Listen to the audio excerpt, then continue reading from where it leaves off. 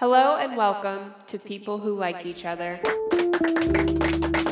I'm your host, Madeline, and I'll be talking to a wide variety of couples in hopes of unpacking the intimate details of these relationships and maybe what works and maybe what doesn't work. So before we get into today's interview, I'm really excited because we got a fun story in from Steph McCann, who is a writer for MTV. She's based in LA. She's a very talented and funny person. So here's what she had to say. When I first moved to the city, when I was in my early 20s, I was obsessed with dating people in their late 20s, as every 22, 23-year-old is wont to do. The first person that I dated in Los Angeles was this guy. He was 28. We'll call him Dave for this story. We went on a few dates. I think we went on 3 dates. And I just was like, we are in love. We have so much in common. We both like the band Arcade Fire.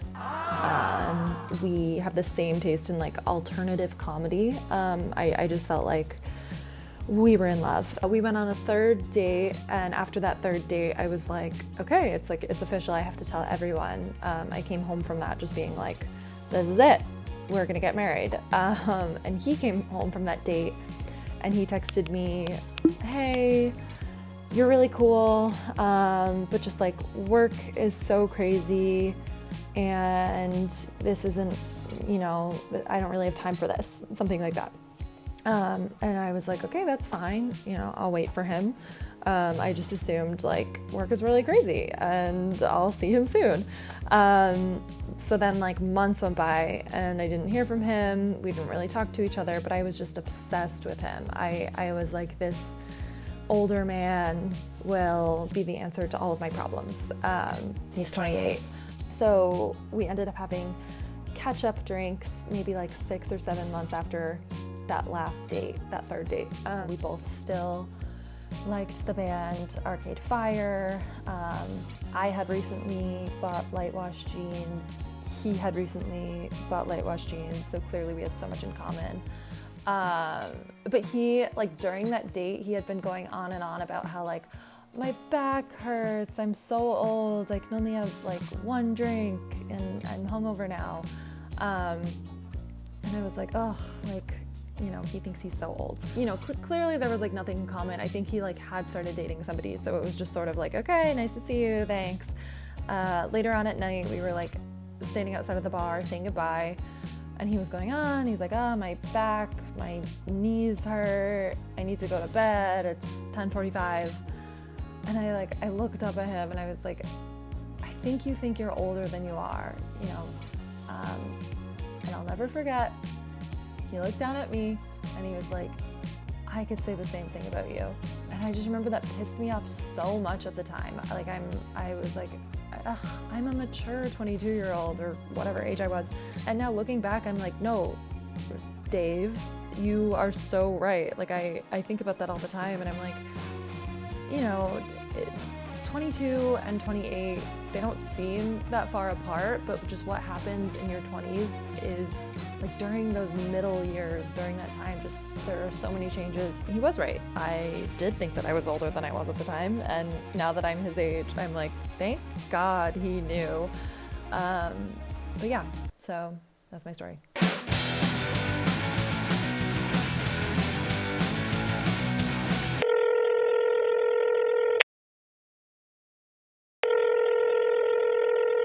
Can you hear me? Yes. I called my parents, Craig and Patricia. They've been together 29 years and live in a town called Hahnville, which is about 20 minutes outside of New Orleans in Louisiana.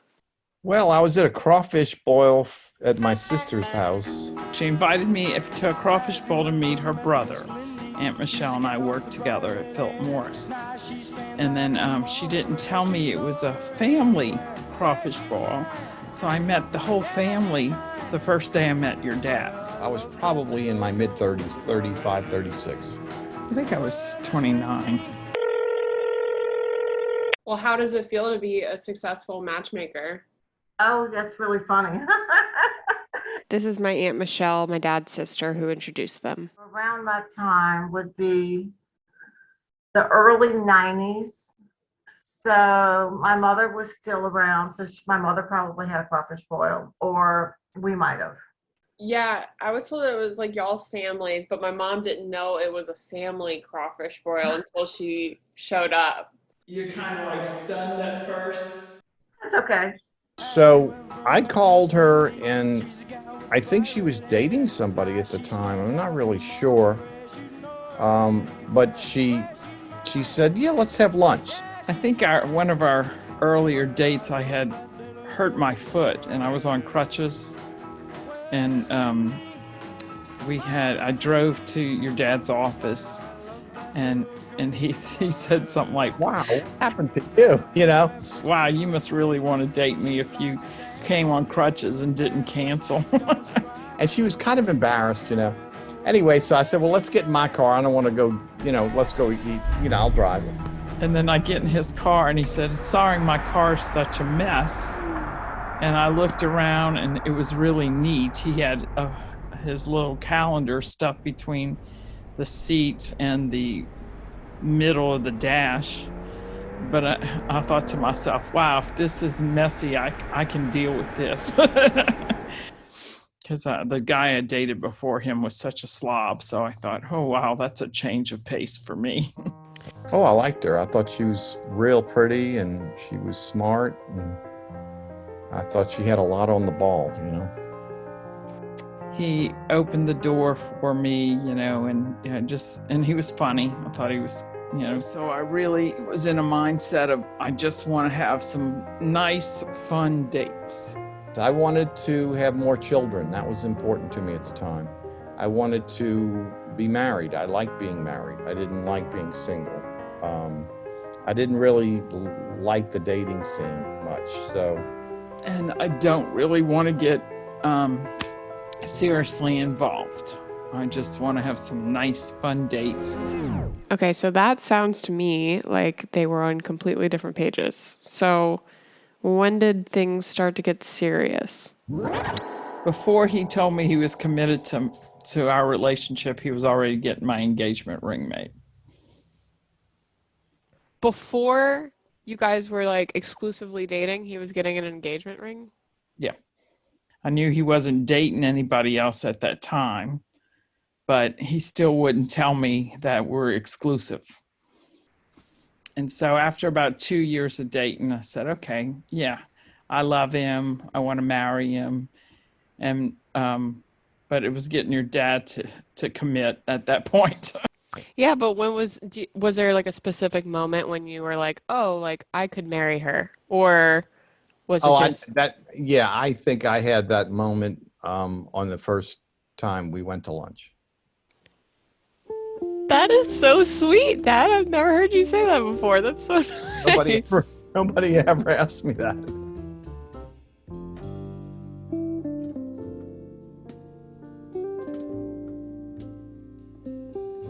When's the last time you missed Dad?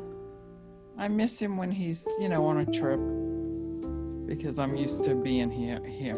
But I talk to him often, and I FaceTime him, but I do miss him when he's not around here. The house is even more quiet. It just makes it kind of lonely, That I missed her. I missed her today when I went to work. Yeah, I left the house and she was with the architect, and I had a meeting with the architect for our new house and her. And when I left, I kind of missed her. And what do you think you bring to the relationship? Let's see. I think I bring excitement, fun. I'm more spontaneous than she is. Mom likes to do those things, but sometimes she needs somebody to kind of push her on to do them, So I guess I bring that to the table. I bring love and happiness and joy. What do I bring to the relationship? I think we're a good partnership. We work well together. I think we work well as a team. whether it's things we do with our kids, our grandkids, or with the house, or with the business. So I brought them back to sit together and answer the questions together this time. What have been the biggest challenges in your relationship? Raising kids. That's probably when we had the most disagreements. It's raising Teenage daughters and sons. Probably the most challenging thing is finding the right balance of work and play and family and religion and Well, all that's those true. things. Especially and if you when don't, your kids and are grown up. you get out of balance during different times of your life, and you got to work towards being balanced again. How do your friends perceive your partner? I think they think Dad is very nice. Huh. I do. I think they think you're a nice guy, and they think he's goofy because he is goofy. I actually do remember the first time I met your dad, This is my mom's sister, Elaine. and I thought he was funny, and that was my first impression. He was sweet, and he was being polite. But my friends like him, especially my close friends. We all get along. My friends always speak highly of Patricia, and they think she's great, and they say you're so lucky to have her and to be married to her, and she puts up with all your crap, and that's really something. And she's smart, and she's pretty, and all of those kind of positive things. And she lets you have the cars you want to have, which is very important to them because that's one of their things that they like to share and do. And she lets you travel with us when we go on trips and things like that.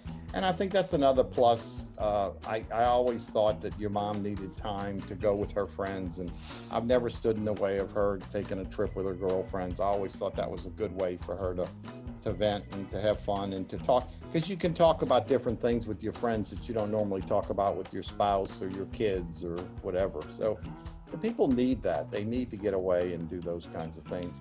Why are you still together, and what do you feel like you have to work on? Because we love each other. Yeah, and I don't want to go dating again.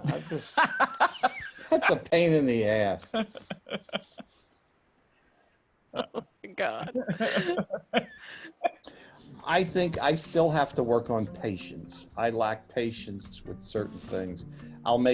She'll say, okay, I'm going to tell you this. I know it's a sensitive issue, but don't respond. And I'll respond. It's very difficult. It'll be an outrageous thing, and I just can't bite my lip long enough. It's bleeding. I'm biting it so hard. And I've got to blurt out, even though I promised her I wasn't going to do that.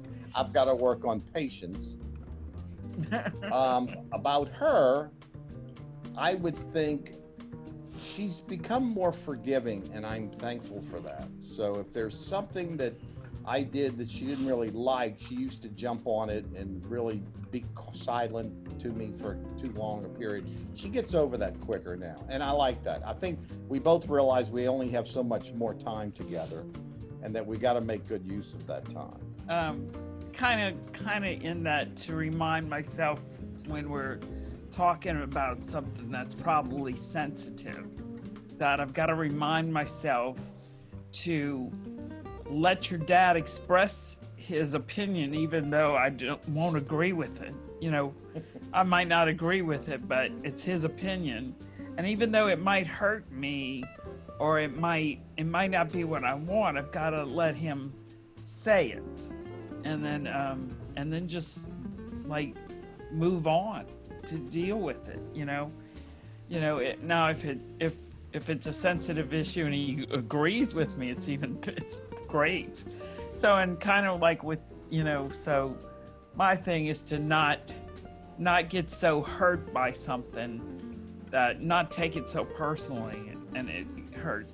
And it's kind of like what your dad was saying with him, self-patience. Because I'll start off a conversation that I know will be sensitive with, okay, I'm going to tell you something, and I don't want you to respond. And I don't want you to respond. I just want you to hear me. Let me stab you in the back with this sharp knife, and I don't want to hear you make a noise. I asked them to compliment each other, and then they just started thanking each other, which is a little strange, but I didn't want to interrupt, so. Thank you for lighting up the situation when it gets too serious. Thank you for slowing down when you're driving too fast. When I say, honey, you're driving too fast. Thanks for not saying that too much. Thanks for going with me with the grandkids, pitching in with the grandkids, because they're a handful. And thanks for letting it roll off when, you know, you're mad at me for some reason, and letting it roll off quicker and not carrying it on or letting it sit on you, you know, to where you're giving me the silent treatment for like 3 days and 14 weeks. It's never been 14 weeks. It's been 3 days, I'm sure, but not 14 weeks. So that's a big plus. And I think because as we get older, we don't have as much time, you know, so let's make it good.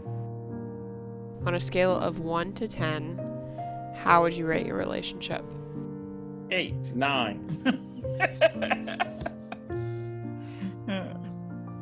Can you elaborate? I guess that means 8.5, because if you take 9 and 8, it averages to 8.5. So that's not bad.